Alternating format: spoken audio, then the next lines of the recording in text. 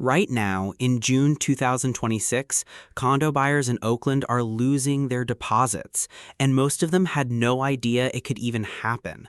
Not because the deal fell through, not because they changed their minds. Their financing got denied after weeks in escrow, after paying thousands of dollars up front, after doing everything they were supposed to do. The loan still got denied, and in many cases, they walked away with nothing.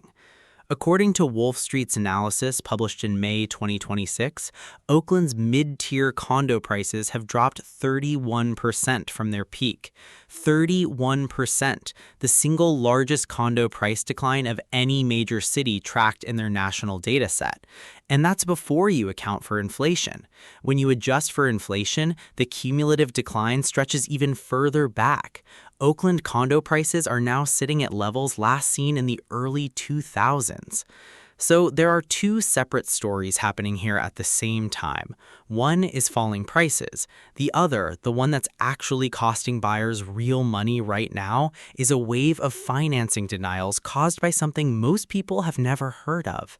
And that's exactly what we're going to break down today. Let's start with where prices actually stand, because the numbers are striking. According to Bay East Association of Realtors MLS data from May 2026, this is the most current official data available, Oakland condos and townhomes had a median sale price of $521,000 in May. That's down 14.3% compared to May of last year. Average days on market came in at 42 days. There were 192 active condo listings as of the last day of May, which works out to about 4.4 months of supply. For context, that's the most condo inventory Oakland has seen in years. Zillow's citywide data, updated through April 30, 2026, puts the average Oakland home value at $718,621, down 7.6% over the past year. And CBS San Francisco, reporting on the same data, put it plainly. Oakland is recording one of the deepest drops in home values in the entire country. Now here's the thing, those numbers are citywide averages.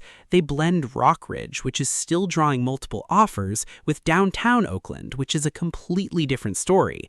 Downtown Oakland is where the condo segment is getting hit the hardest. A real estate agent named Taharni told CBS San Francisco, and I'm quoting directly, "The condo market downtown is really suffering. Most of the properties are condos and were built before COVID, and a majority of them are just sitting more than 90 days. 90 days! For a condo in downtown Oakland, sitting 90 days on the market is not a slow listing. That's a building that buyers are actively avoiding. And when you dig into why, it comes back to the exact problem that's causing people to lose their deposits." Okay, so here is what's actually happening, and this part is important, so stick with me here. When you buy a condo with a conventional mortgage, you're not just being approved as a borrower. The lender is also evaluating the building itself. Fannie Mae and Freddie Mac, the two government-backed agencies that back the majority of home loans in this country, have rules about which condo buildings qualify. Buildings that qualify are called warrantable. Buildings that don't are called non-warrantable. And if your building is non-warrantable, you can't get a standard conventional loan. This has been true for years, but here's what changed in 2026, and this is the part that has agents and buyers scrambling.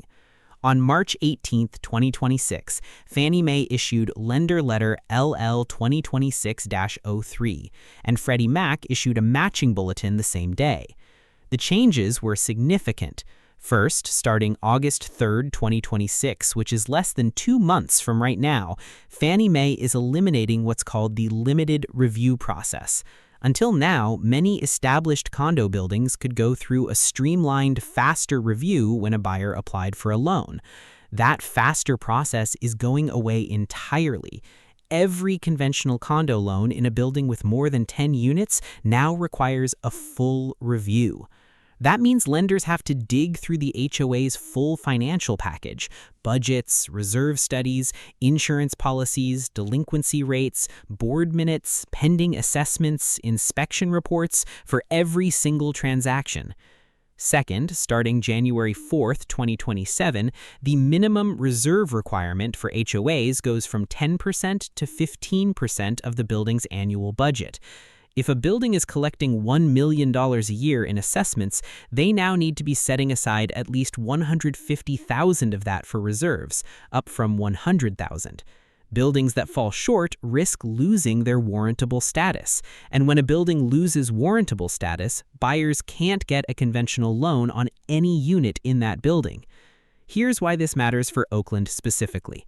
Downtown Oakland is full of older buildings, many built before 2000, with aging infrastructure, deferred maintenance, and HOA budgets that were never structured to meet the new thresholds.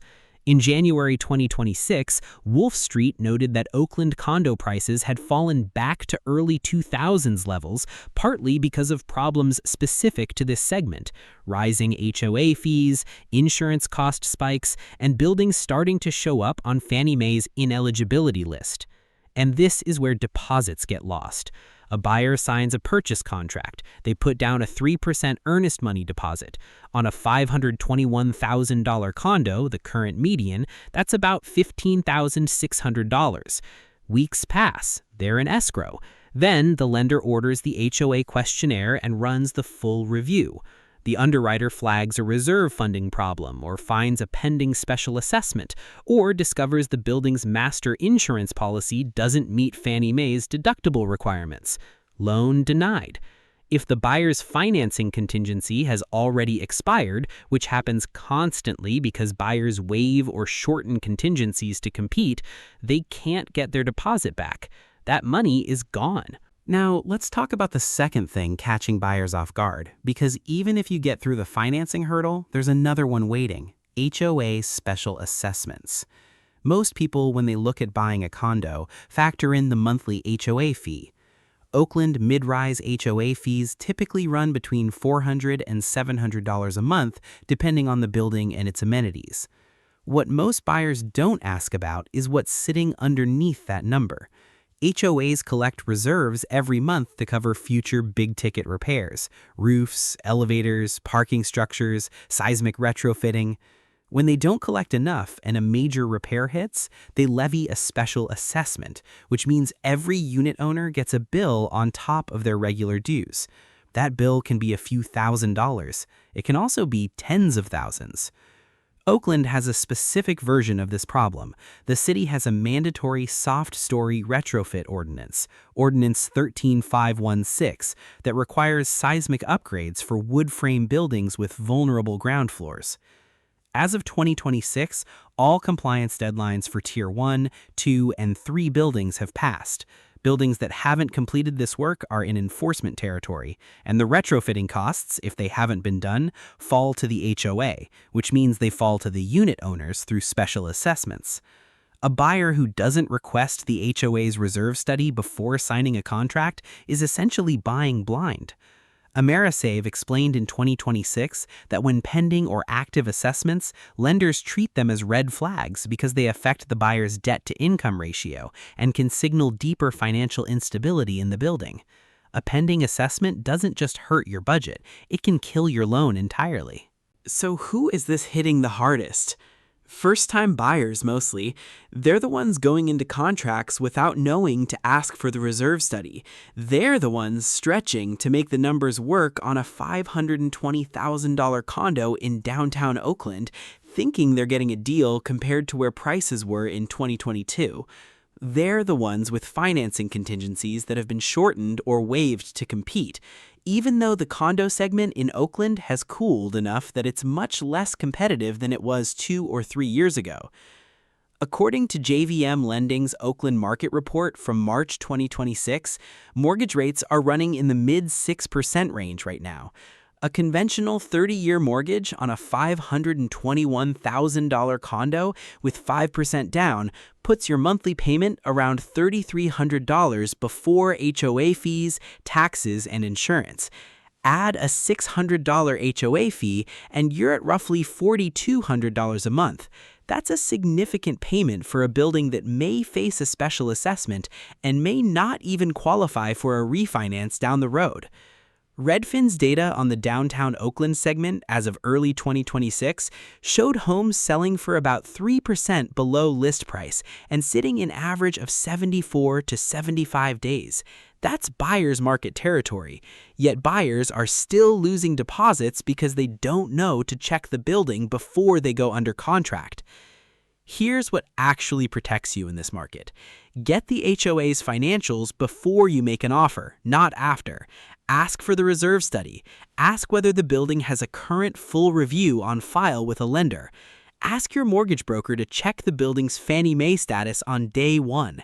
If the building has already been flagged, a conventional loan is off the table, and you'll be looking at a non-warrantable loan, which means higher rates in the 7.5% to 10% range, or cash.